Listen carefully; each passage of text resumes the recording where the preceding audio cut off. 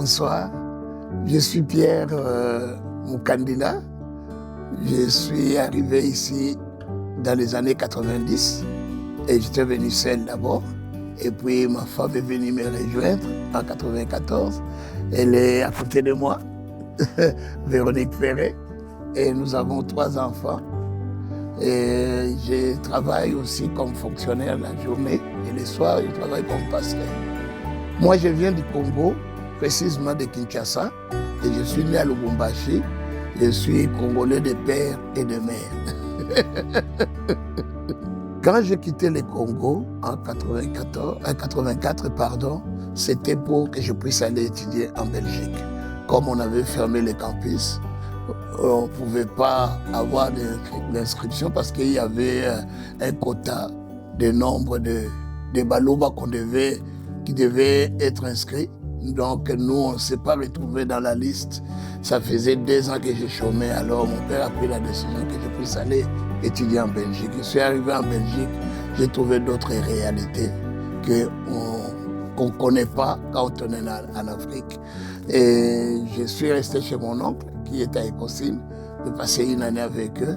Mais comme je devais aller toujours à Nivelles, c'était loin de la maison, je devais vivre tout proche de l'université. C'est comme ça que j'ai vécu dans une famille d'accueil qui était à Nivelles.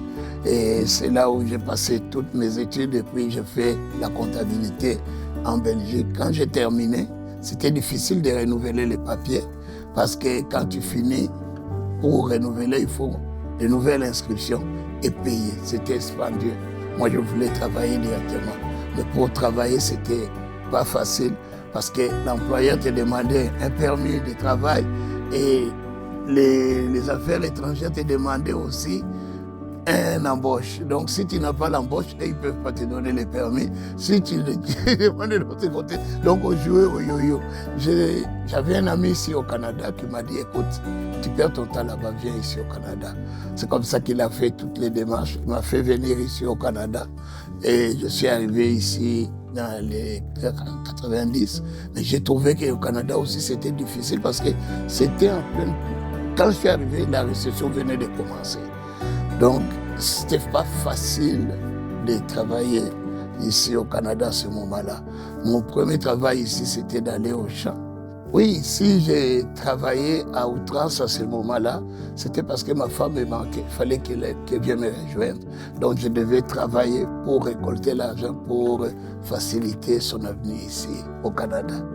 Moi, de mon côté, quand je suis restée au Congo, c'était pas du tout facile. Parce que comme mon mari vient de dire, on s'est connus très jeunes. Après, il est parti étudier en Europe, précisément en Belgique. Je suis restée. Et à cette époque-là, c'est pas comme aujourd'hui où la technologie est très développée. On peut se parler, on se regarde et tout. Il n'y avait pas de téléphone, il n'y avait pas de cellulaire, il y a 0. Surtout au Congo, c'était 0. Donc, je devais attendre 3-4 mois pour recevoir une lettre de lui. Et des fois, j'envoyais des lettres, ça n'arrivait pas. Et des fois, on devait profiter quand quelqu'un voyage. C'était très compliqué. Et c'était encore très pire quand il a pris la décision de venir au Canada. Ça, là, c'était comme une rupture. Donc, je n'avais plus de ces nouvelles. Plus là, c'était comme, est-ce que ça vaut la peine? Je n'avais plus de ces nouvelles. C'était vraiment pas facile. Ce qui m'a poussé à les suivre, quand bien même il y avait des vents contraires, c'était d'abord Dieu. J'ai prié et j'étais convaincue que c'était lui l'homme de ma vie. Et aussi, je l'aimais beaucoup. C'était l'homme de ma vie. Moi, de moi-même, des fois, je me disais, même il y a certaines personnes qui me disaient, mais tant d'années, il a fait longtemps en Europe, il est allé au Canada, il pouvait prendre quelqu'un d'autre. Pourquoi il t'attendrait? Est-ce qu'il y avait quelque chose qui te liait avec? Non. Alors quand je voyais tout ça, j'ai dit non, j'ai une conviction ferme de ne pas lâcher. J'ai dit, qu'advienne que pourra, moi c'est lui. Et je sais qu'il y a un chemin qui va se tracer pour qu'un jour on ces rencontres. Et si j'ai entendu Véronique, c'est parce que j'ai vu l'expérience de mes amis, que j'étais avec eux. Comment leur mariage, c'était des cas de problème. Et ils ne restaient pas longtemps, ils divorçaient. J'ai dit, je ne vais pas moi vivre ça. Moi, je vais rester dans quelque chose qui va durer longtemps. On va rester longtemps. Je lui avais dit, moi, je n'ai pas le goût un jour que je divorce. C'est pour cela que je devais attendre quelqu'un que je connais déjà. Et je sais comment il réagit, comment elle voit les choses. Donc, j'ai dit à mes amis, non, moi, je vais attendre. Je vais attendre. Je sais que le temps va se raccourcir un jour. Moi, pour arriver au Québec, je fais Magellan. Magellan, il fallait faire le tour. Donc, j'ai quitté le Congo et puis je suis allée en Afrique du Sud. Pourquoi en Afrique du Sud? D'abord, c'était à cause de la communication. Donc, de là, on pouvait se communiquer facilement au téléphone. Donc, c'était d'abord le début. C'était l'idée principale. Et puis, de là, mon mari m'a parrainée et j'ai fait à peu près 1 année et demie de toutes les démarches de parrainage. C'est comme ça que je suis venue au Québec rejoindre mon amoureux.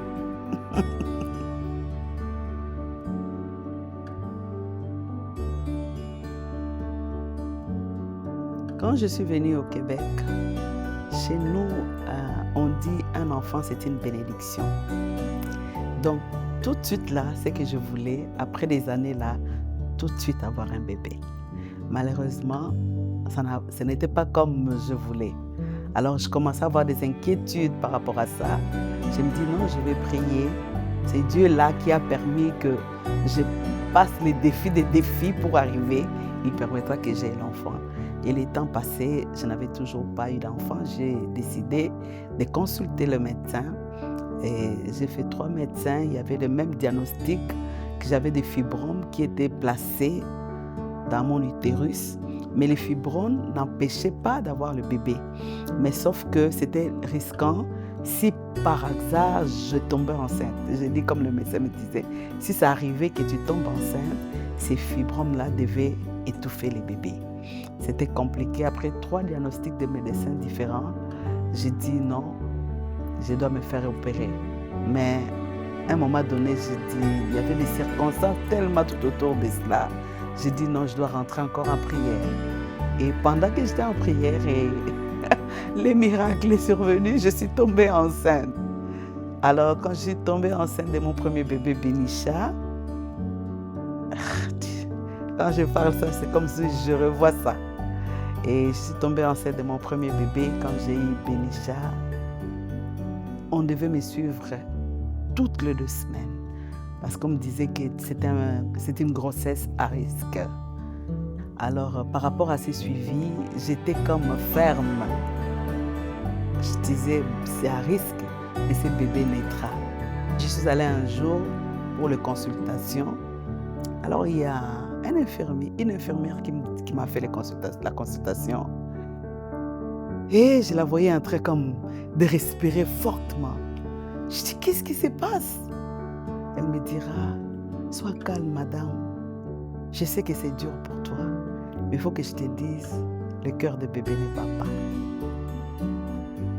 J'avais une force, je ne sais pas où, j'avais une force, une foi ferme. Je dis non, le cœur de mon bébé bat, refait. Elle tremble et dit, oui, c'est bien que tu sois forte. C'est vraiment ça, le cœur ne bat pas. J'ai essayé plusieurs fois. J'ai dit, est-ce que tu peux te réessayer? Alors, je l'avais vue sortir, mais j'étais comme forte. Elle est sortie, j'ai vu des corps médicaux, je ne savais pas qui est qui. Ils sont venus là, ils m'ont entourée, en train de me consoler. C'est bien que tu sois forte, mais c'est vrai que le cœur de bébé ne bat pas. J'ai dit, la dernière fois, est-ce que vous pouvez réessayer? C'est alors que quand ils ont mis tac, tout le monde était ah, madame, heureusement que tu étais forte. J'étais très ferme. Alors j'ai même pleuré et le cœur de bébé battait. C'est arrivé à un niveau où on commençait à me suivre tout le temps. Et un 22 janvier, je suis allée, j'ai accouché mon premier bébé que j'avais attendu plusieurs années. C'est Benisha. Et après Benisha, tout de suite, une année après, pas une année, Benisha avait juste 5 mois. Je suis tombée enceinte du deuxième bébé. Et je ne me sentais pas bien, je ne savais pas que j'étais enceinte. Je suis allée consulter, on m'a dit, ah madame, tu es enceinte. J'étais, waouh! Et on me dit, mais non, tu as un bébé. J'ai dit oui, mais qu'est-ce que ça fait? Mais comment tu vas faire? J'ai dit oui, j'aurai la force. Et j'ai eu mon deuxième bébé. Et après, 2 ans après, que j'ai eu mon petit garçon, bébé David, qui est mon dernier. Donc j'ai 3 enfants, Benisha, Gift et David, que j'appelle les enfants de miracle.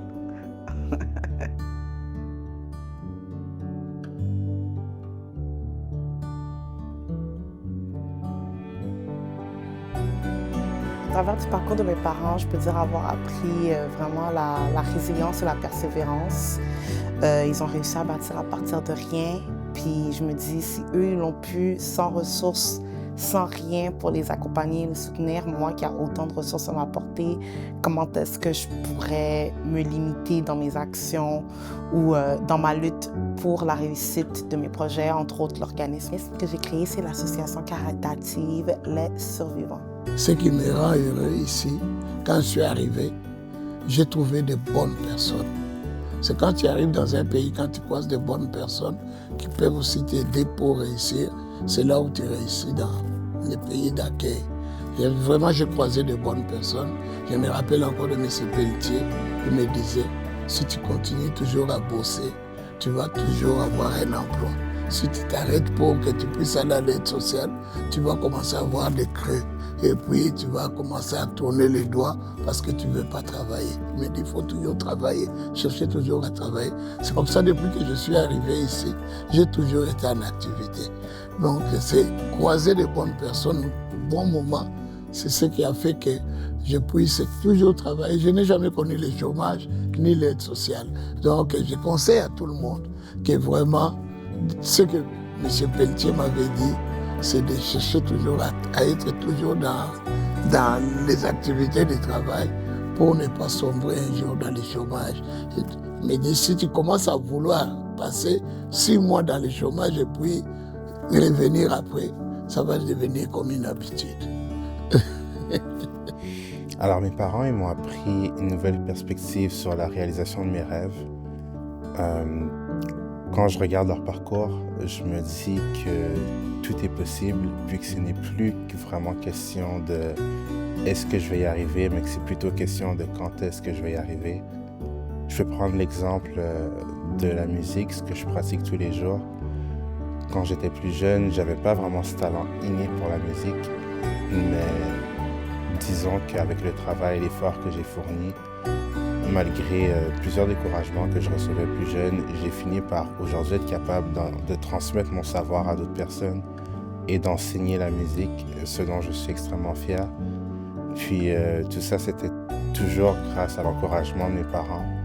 Puis quand je repensais à leur histoire du fait qu'ils sont partis de rien et que je vois ce qu'ils sont devenus aujourd'hui, c'est quelque chose qui m'a toujours énormément motivé. Pour l'avenir, ce que j'aimerais pouvoir atteindre, aujourd'hui ça paraît inatteignable, mais je sais qu'un jour je serai capable de pouvoir avoir mon propre studio d'enregistrement. Vraiment, moi, le Québec m'a beaucoup aidé. J'ai beaucoup réussi. Le Québec, c'est vraiment une terre bénie pour moi. Une terre bénie, j'ai appris beaucoup de choses. Quand bien même au début, c'était difficile. Comme mon mari avait dit, je ne comprenais pas l'accent québécois et tout.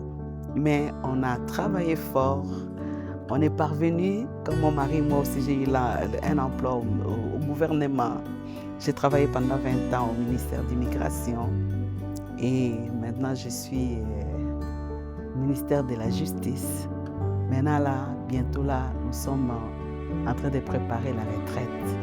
Donc, j'avais ce projet-là depuis que je suis venue de faire un magasin où on vend des choses exotiques, jamaïcains, haïtiens et tout. Et on était en train de voir avec l'église, avec les emplois comment on va se faire, comment on va se planifier cela. Finalement, on a conclu, non, quand on va chuter à la retraite, c'est là qu'on va commencer à accueillir les gens, dire comment on est arrivé, comment il faut finir par manger les brocolis. Il ne faut pas seulement rester ici, il faut continuer et donner la force aussi aux gens qui viennent d'arriver. C'est ça, on a eu l'idée et maintenant, on a débuté ce magasin parce que d'ici là, on va commencer à rester là avec mon mari a les projets, qu'on fasse la couture. Comme ça, on va commencer à faire des réparations aussi, des pantalons et tout. Et accueillir des gens, nous on aime ça, accueillir des gens, leur parler de notre vie, de notre parcours. C'est difficile au début, mais c'est une terre, non, pour nous le Québec, c'est vraiment une bénédiction pour nous. Et c'est pourquoi nous voulons aussi que nous soyons une bénédiction pour le Québec. Qu'est-ce que j'ai appris par le parcours de mes parents? C'est que j'ai appris de comment avoir une bonne communication en famille. Et aussi, j'ai appris comment un parent peut encourager ses enfants à aller dans les études ou dans d'autres événements aussi. Et comme j'ai fait les cours de l'éducation à l'enfance, j'ai pu voir que ce que les parents font dans les cours, mes parents aussi peuvent le faire aussi pour moi. Voilà. J'ai toujours dit, même à mes enfants, on copie celui qu'on a trouvé sur le terrain. Parce que si tu veux réussir dans ce monde-là, il faut que tu suives ceux qui ont commencé pour que tu puisses t'assimiler aussi, apporter aussi quelque chose de nouveau. C'est ça que nous, on a travaillé.